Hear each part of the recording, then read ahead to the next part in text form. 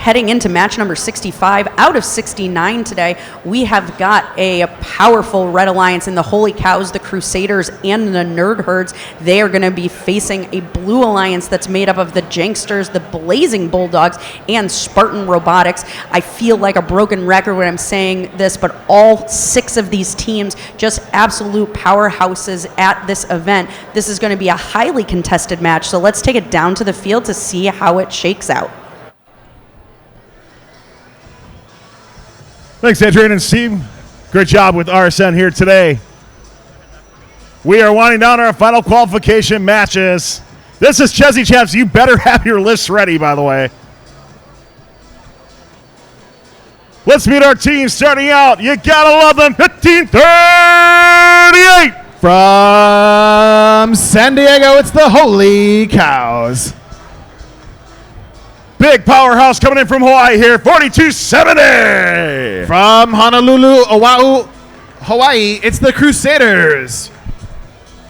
And rounding up, it's the Blue Baymax here, 687. From Carson, it's the Nerd Herd. You heard? Let's see what the sign's going to be here now. 1967. From right here in San Jose, they are affectionately known as the Janksters. Wow. And that is... I mean, I love it, but, you know. That's almost as good as your dad jokes. Yeah. I got a few more of those. Don't worry. Let's continue on. In your number 2 spot here, it's 581. Also from San Jose, it's the Blazing Bulldogs. And how many degrees of freedom can he put on a robot? It's 971. The answer is maybe too many? I don't know. I'm not sure if that's possible. It's Spartan Robotics. There's never enough. It's never enough. You could always add one more DOF.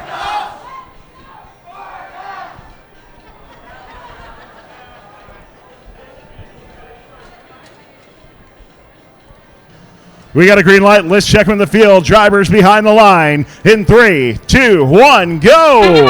All right. Here we go. Autonomous mode, match number 65, Blazing Bulldogs and 971 trying to fill the grid in auto. They whiff on their last one, but otherwise it looks pretty good. Red Alliance has a bunch of points up as well. Great job in autonomous by all of these teams. Looks like Red Alliance has a bit of an advantage on the big board as we move into the teleoperated portion of this match.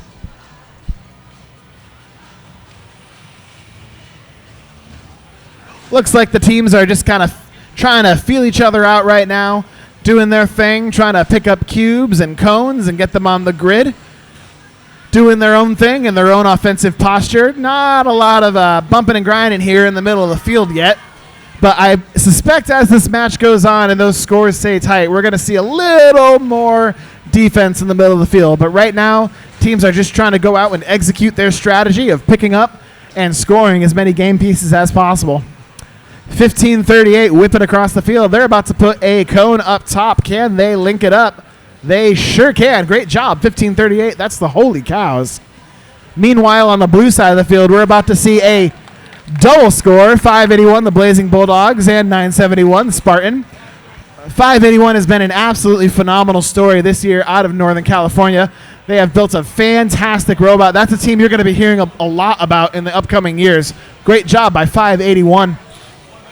Meanwhile, 687, the Nerd Herd, they're just doing their thing. They're picking up those cubes. They're bringing them over. They're putting them where they need to be in the lower score there, the lower part of the grid.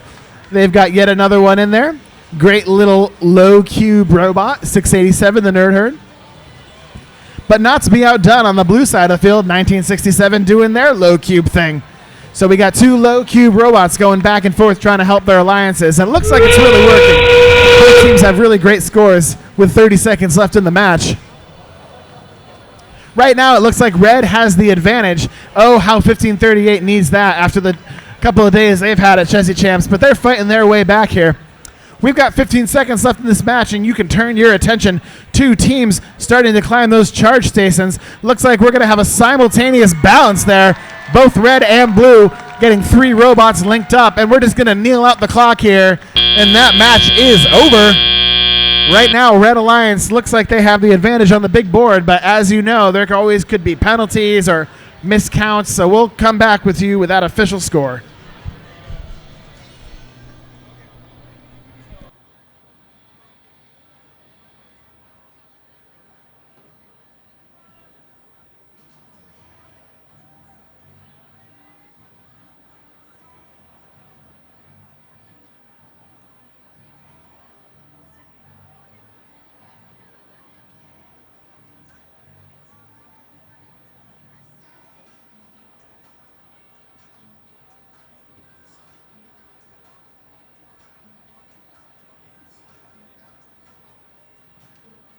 All right, scores of that last match going up on the big board. And taking that match is going to be the Red Alliance, 188 to 169.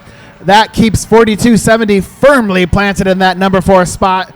No other movement in the top 10. RSN, what happened there? Thanks, Tom. Well, first, I want to welcome to the desk Clinton Bollinger here with me, a great friend and an awesome member of RSN. Red Alliance coming away with the victory in that match and actually coming back from behind after autonomous mode. But there were some cool things going on the Blue Alliance. Clint, what did you see? Maybe it's the first time I actually noticed it, but 1967, the Janksters, they would go over the charge station, spit out the cube, and then they would do this like little punch on it and actually cause it to go to the mid shelf and actually scored it. It was really cool to see. Yeah, it was really cool. We've been seeing them do that all weekend, and it just seems to work out so well. Unfortunately, with the Blue Alliance, something that we've been seeing often here this morning is they did have a few supercharged nodes, but without a full grid. And unfortunately, those game pieces do not count for any extra points unless you have that full grid. So game piece placement really becoming a big deal here in the last remaining matches here at Chezy Champs. Speaking of